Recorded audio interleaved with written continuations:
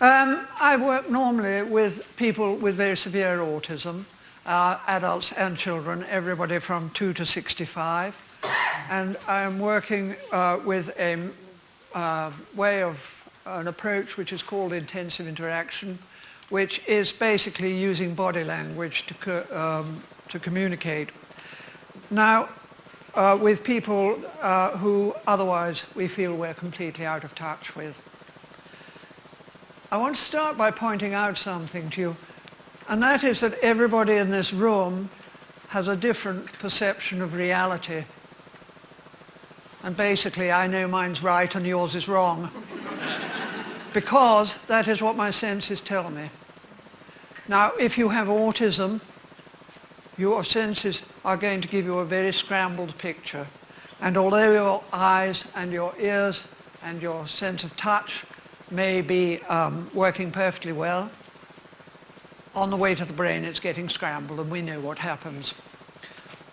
If you want I haven't got time to show you a lot of the video, I'd like to, but there's something on YouTube.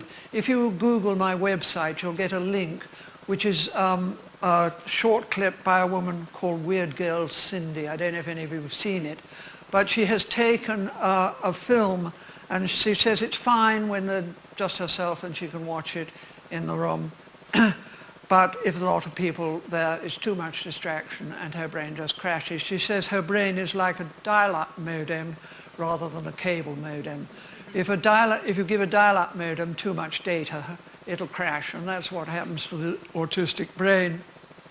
It's a very, very salutary piece of film. I showed it to the British Psychological Society about a year ago, and their jaws dropped, because it's terribly easy for us to say, oh yes, she's sensitive to light, but to actually know what that means in terms of what's happening in the brain is something quite different. What's happening in auditory terms. Now, the trouble is that we make behavioral judgments, and we base our strategies on our own version of reality and not the version of reality that the person we're engaged with is. And I just want to illustrate that to you because Lynn was talking about how people make mistakes. We make mistakes too. A young man in a day centre, I was told, that I went to see recently, I was told he was sexually deviant because he had stripped the T-shirt off a female support worker. And I said to him, I said to them, you know, what colour was the T-shirt? And they said, well, it's black with white stripes. And I said, does he do it when she's wearing a plain T-shirt? No. There's nothing sexual in that at all. The young man is experiencing scotopic sensitivity, which is a distortion which comes from particular visual experiences. And so the answer is there not to rush him off to the nearest psychologist, but for the sport worker to wear a plain T-shirt. We make mistakes. And we make them mainly because we do not understand what's going on in sensory terms. Autism is a sensory issue. And what happens, of course, with these processing difficulties is they lead to an unregulated activity in the autonomic nervous system. That is the part of the nervous system which controls things like sweating, breathing rate, heart rate, and things we don't really have control ourselves with. And this leads to an extraordinary avalanche of sensory experiences which are roughly encompassed by pain, confusion and heat. And many of you will have seen people sweating. I've actually seen fountains of sweat coming off people's foreheads when they are getting upset, when they are sensorily overloaded.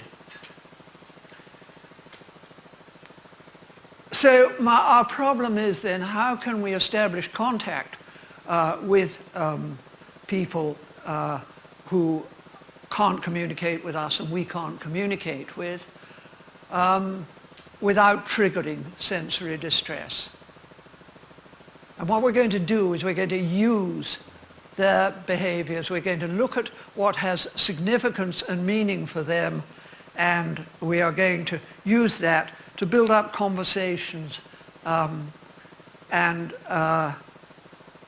Basically, I do this not just by using this thing called intensive interaction, which is really about body language, but to make an autism-friendly environment. And what you do is you reduce the triggers which are upsetting them, and you increase the signals which have meaning for them, so that you actually build up a meaningful environment. If I could just illustrate that by a man I worked with the other day who has hit himself so much that he's blinded himself in one eye, and he has cauliflower ears. And I was able to reduce. What you're doing is you're transferring their interest from the repetitive behaviors they're doing to themselves, in his case was that,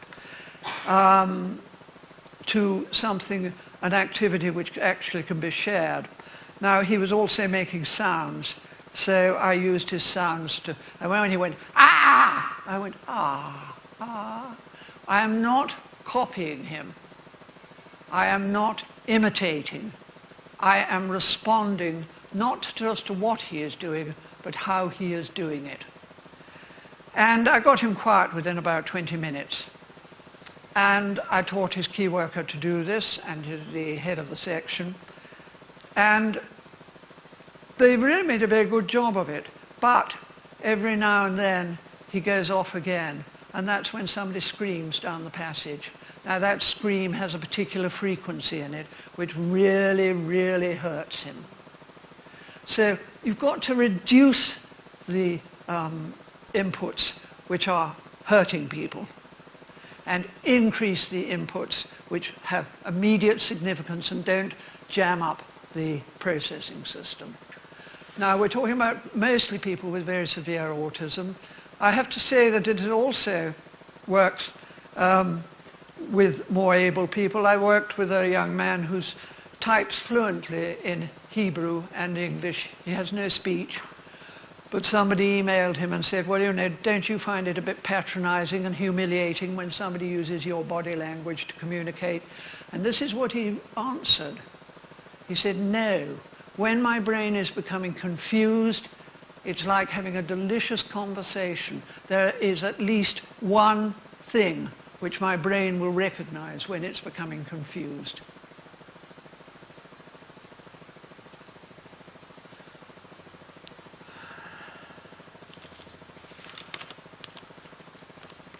There are some quick things I'm going to say about using body language, sort of sets of rules. There are some books outside which I think, you know, I can't do more than just introduce you to this, but they cover them quite thoroughly in the film here. We're going to look at a little bit of.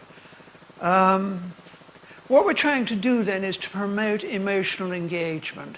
And the people that I see are people I've never seen before, and normally I can get through to them in about 10 minutes.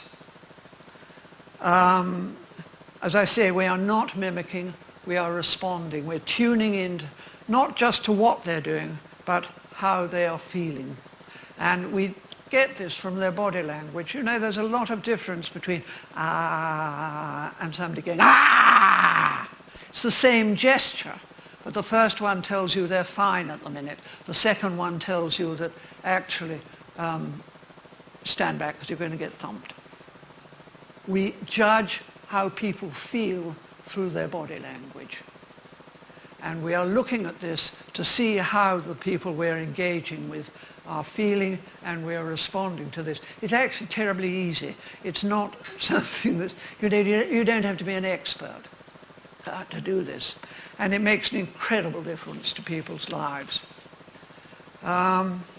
We're looking at all the things they're doing. We're putting aside our own agenda, and we're paying total attention to the person that we're engaged with. And I was trying to explain this to a rather hostile young support worker And he just couldn't get the idea of, actually paying total attention. I said, well, you're playing football as a lad.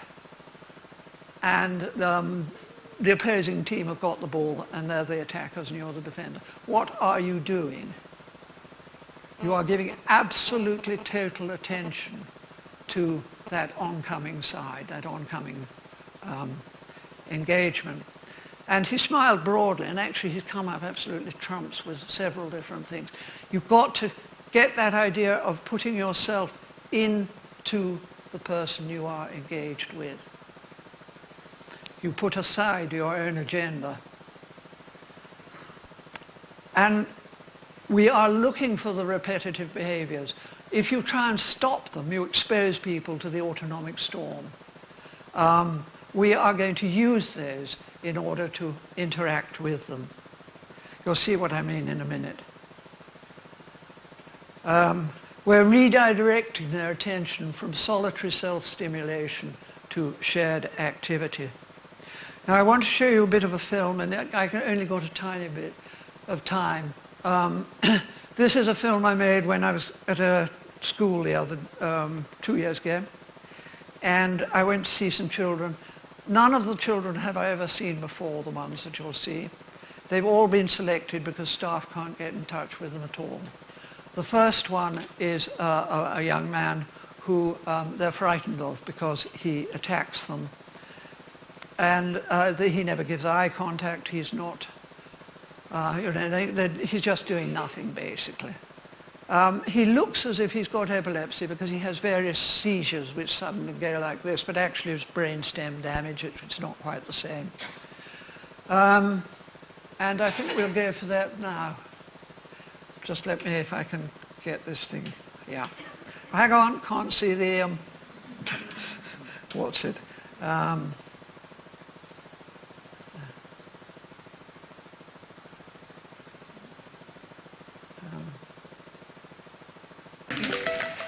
Sam's not getting strong enough messages from his nerves and muscles to the brain. Periodically he gives himself powerful muscular stimuli by extending his arms and legs until they're rigid.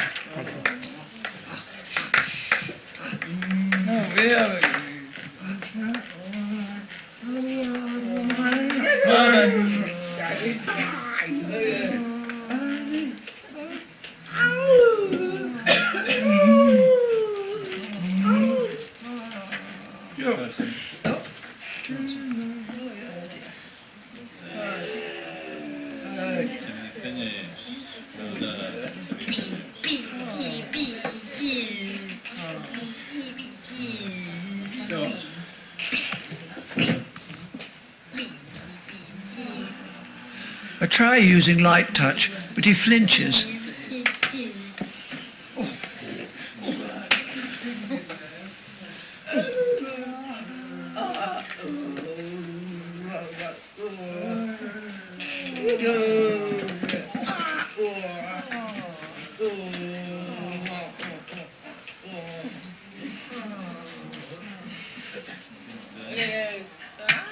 But it works later on when I use firm pressure.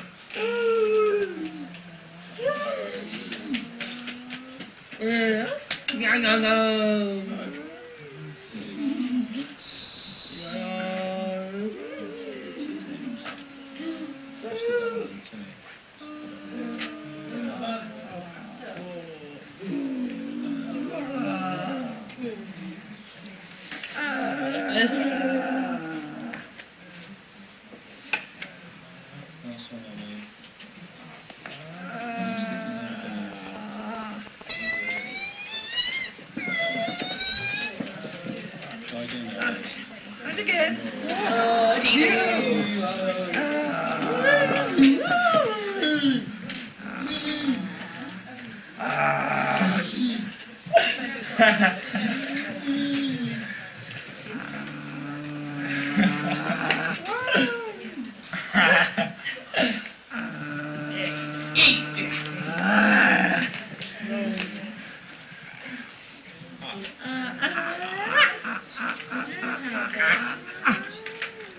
Phoebe.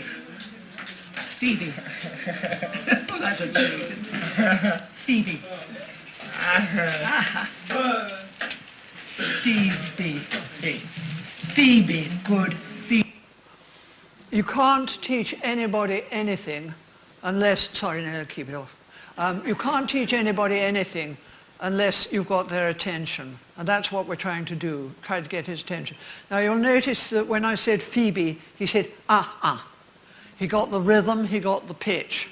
He can't get the word. But in a minute, you'll hear him say fee. I wish I knew what I was doing completely here. Phoebe. Phoebe. Ah. Phoebe. Phoebe. Phoebe.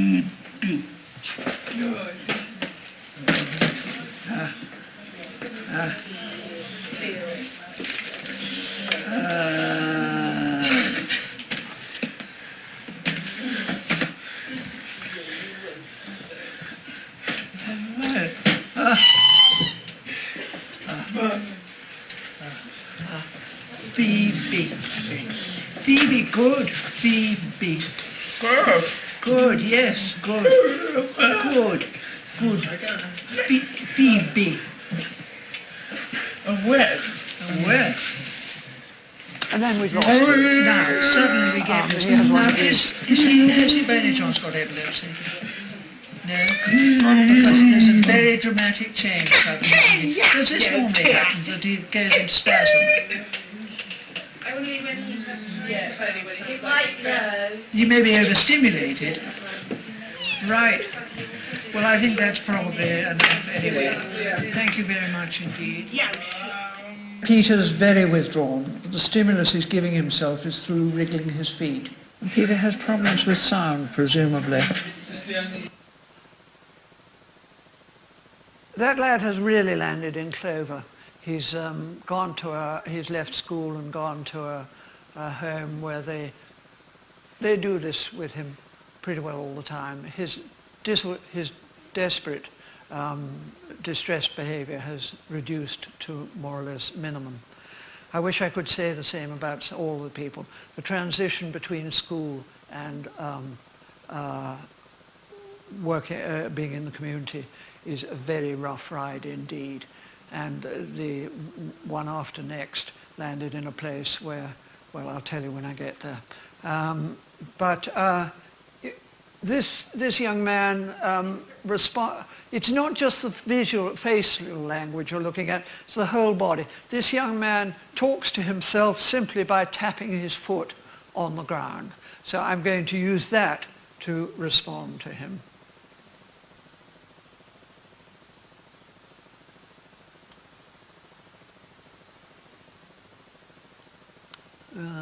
Sorry. So you need to be quiet, don't we, Peter? Yes, he's got his fingers in his ears. He's hypersensitive to sound. They chose 3 colours.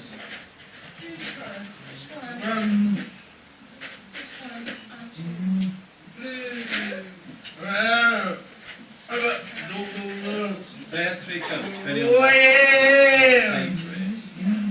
Set tops off and hold all 3 together. And just do a...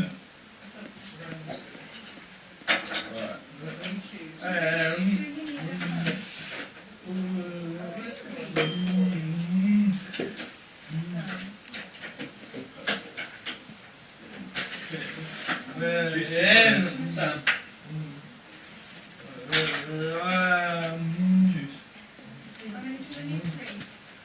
Well, it's only so that we get some kind of...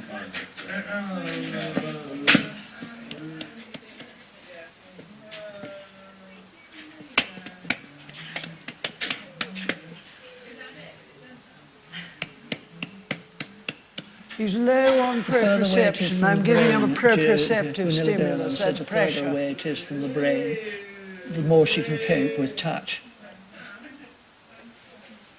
Peter? Very often they can cope with touch on the feet where they can't cope with it on the rest of the body.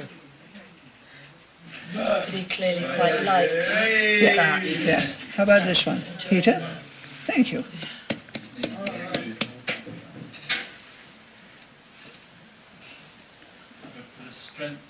we do it again, Peter? Yeah. Now I'm increasing the pressure. So I'm giving him meaningful signals, signals that the brain recognizes easily. Thank you. Oh, careful of the book. Thank you.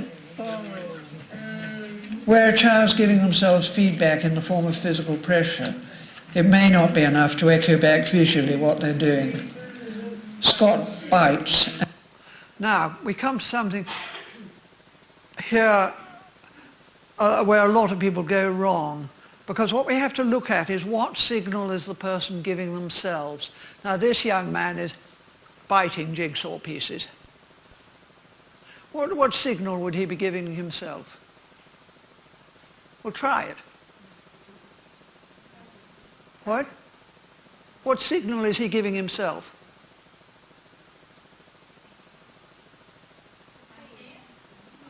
It's a physical pressure, isn't it?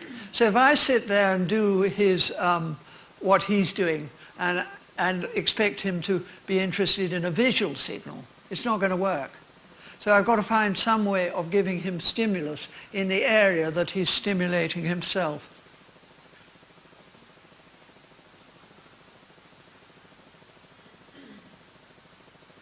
And choose jigsaw puzzle pieces, placing pressure on his lips and teeth. He's not interested when he sees that I'm doing the same. It doesn't tune in to what he's doing.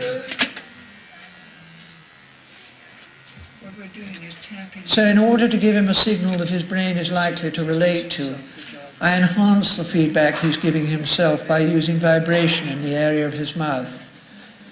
And I ask his teaching assistant to introduce the vibrator slowly by placing it on the back of the chair near his head. And it's actually relieved by chewing and vibration.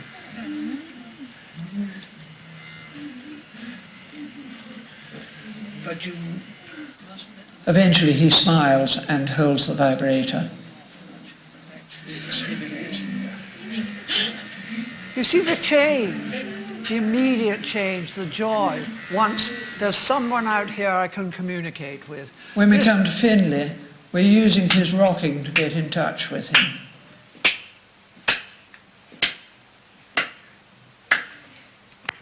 This young man has vestibular problems, his balance, and so he is rocking in order to give himself a jolt which actually has meaning for him. And if he turns around suddenly he falls over and that sort of thing. Normally he spends his time rootling around in a toy box doing absolutely nothing at all with the toys. So I'm going to use his rocking in order to get in touch with him, the rhythm of his rocking. I'm feeding in signals which have meaning for his brain.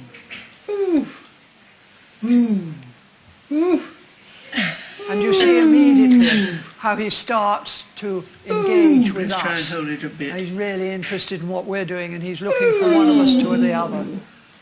And again, you want to build up the tension to extend the time.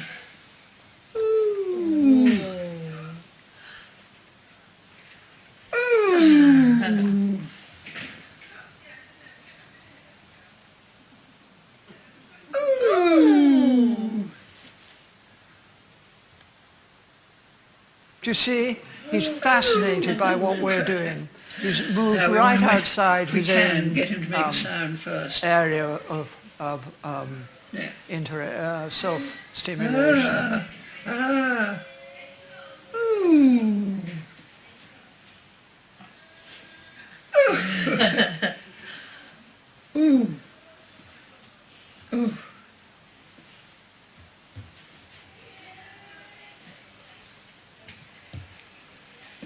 And then he introduces something new here. It's entirely his thing. And he's absolutely delighted by this.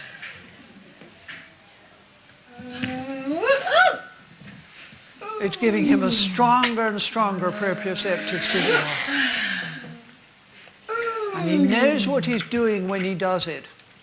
in a world that's confusing in his brain, he knows exactly what he's doing. How is that really with him? Just concentrating on what he was doing, and Sort of focusing the focus into him, and being really aware of what he was doing, how he was doing it, and what that said about how he felt. And how Yes. just listening to him. Yes, listening in the sense that one listens with all one's senses. Absolutely. I think I would look to, using, as I say, a swing and trampoline, Yeah. because of this, he really likes that jolt. And that makes him sort of centre himself, does it? That's sort of that Yes, he knows he where knows he is what in his he's space. doing when he gives himself a jolt. Like Right. if your vestibulus, your balance system's all over the place. If you give you're giving yourself a jolt, And then it actually centres you. It centres you. And really this is part of what we call central integration, and it's another part of what we do to try and bring signals which the body understands. So we're not only giving them physical stimuli, and we're also giving them stimuli that the brain can take on board immediately, which taps into their behaviour. So because they feel centred and because the balance is right, they're more able to. Then they're more able to connect. To focus Yes, on that's right. what's happening in somebody else. We just do look at one more. Well, he finds it very difficult to join in anything, and he wanders about randomly.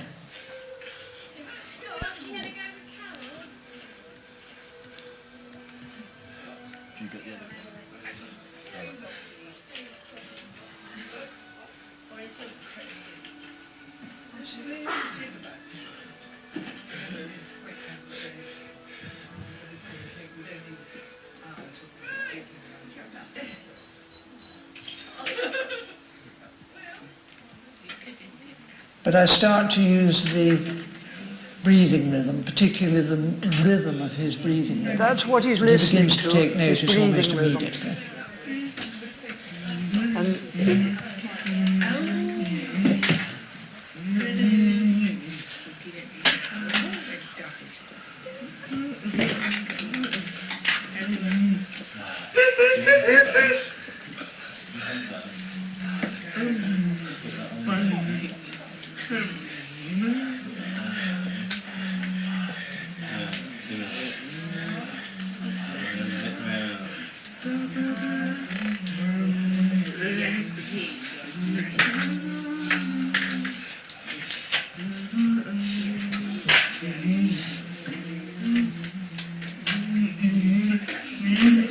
And I've never seen Ollie Friday do that. And you might get the eye contact, but you don't get the touching. The touching of the face was Yes, quite touching mine and extraordinary. his, Yeah.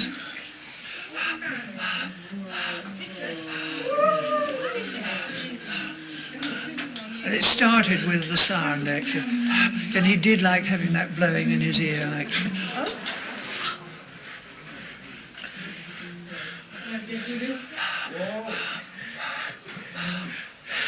His whole face is lifting.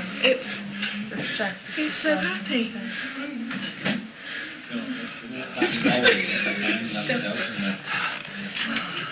And he grabs my hands and puts them around him.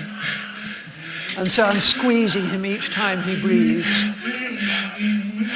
I'm tuning into his breathing rhythm. And particularly as he breath holds at this stage.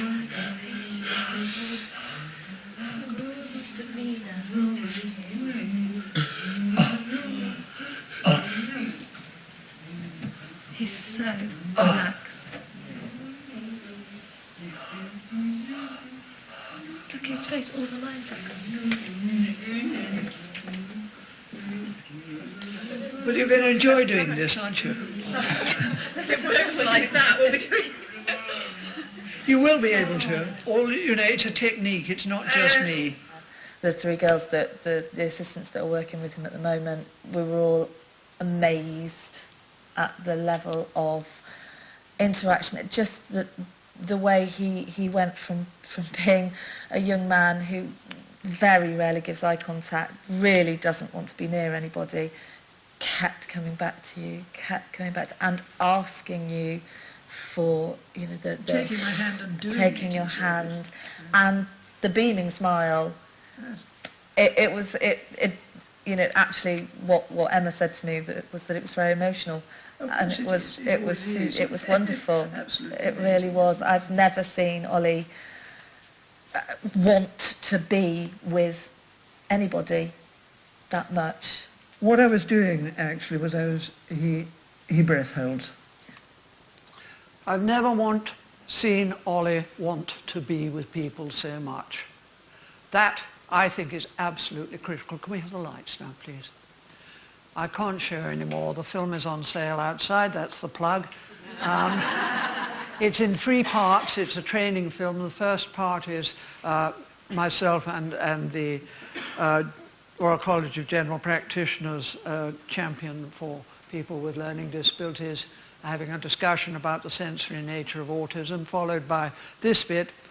Then it goes on to talk about touch, because as you'll see, we'll be using touch quite intimately, and we have to decide how we can do this, and I recommend that there's always a management strategy, and it has to be written and signed and read and signed by anybody who is involved, so that everybody knows what they're doing, and that protects both parties.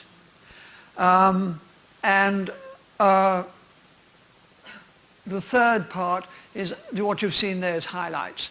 The third part is an uncut 20-minute interaction with a child who starts by pushing me out of the door and is totally interactive within 20 minutes.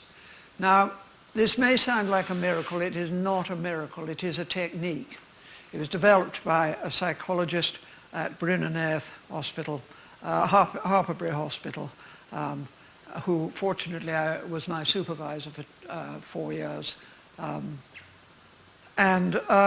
It's now being used all over the world. I have invitations literally even to go to St. Helena in South Atlantic, and next week I'm in Iceland. People are using it all over the world because it works. There's now also a considerable body of academic literature.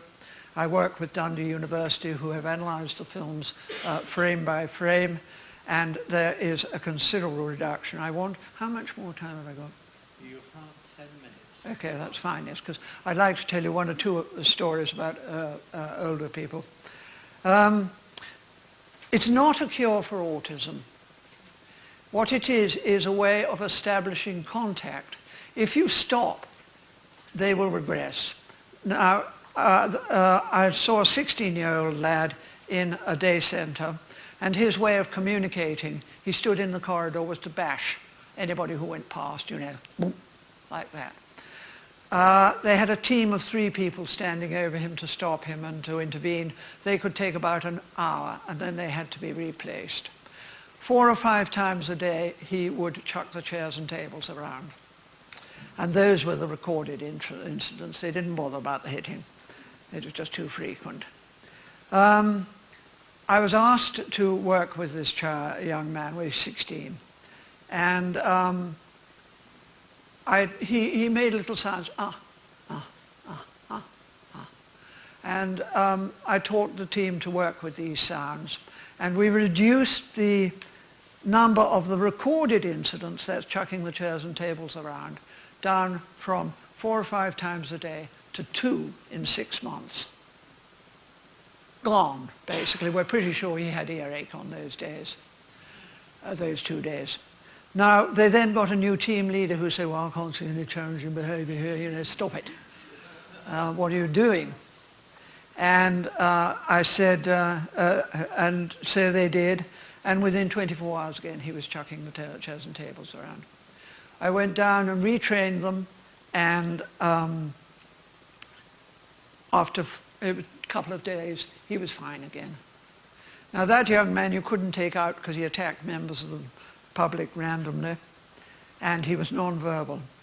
Now, you can take him into a busy pub, and he'll put his money on the bar, and he'll say Coke, and he'll go and sit down and wait for it.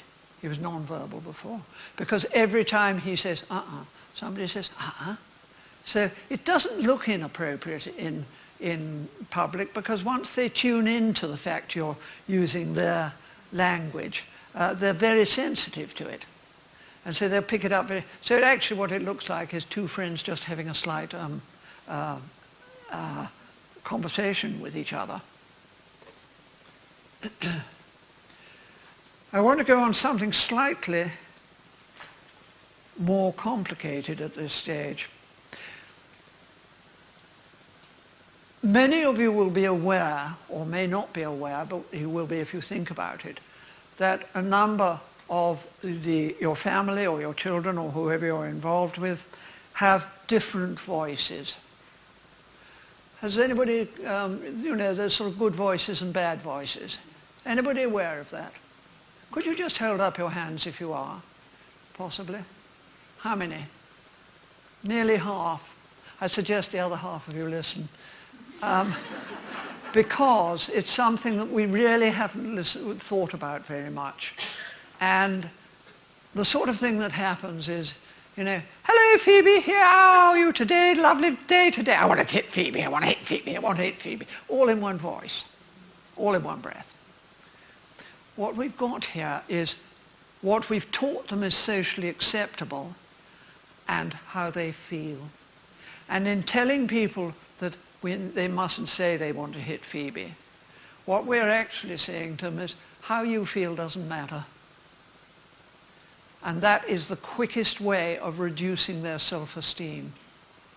And it's really, really absolutely important that we validate how they feel. And in this case, I said to her, you do really sound as if you want to hit Phoebe. And she said, oh, yes, I do. Absolutely, totally dead center. We must validate these negative feelings because so many people with autism are failing all the time. They're getting things wrong all the time. We must validate their negative, not their behaviors, but their negative feelings. If somebody says to you, well, I'm going to shock you now. If somebody says to you, fuck off, and the standard approach is to ignore it or to say, don't say that, it's rude. It doesn't work, either of them. But if you talk to your line managers first and then you say to them, you sound really fucked off. And they say, oh, yes, I am. And it'll stop. It works because what you are doing is saying, I understand how you feel. They need to be tuned into. We need to respect how they feel.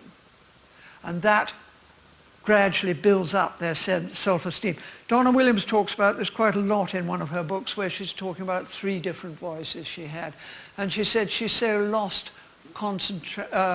connection with herself that she spent her whole time looking in the mirror because she was convinced that the image in the mirror was herself. And she actually tried for 2 years to walk through the mirror in order to get through to herself.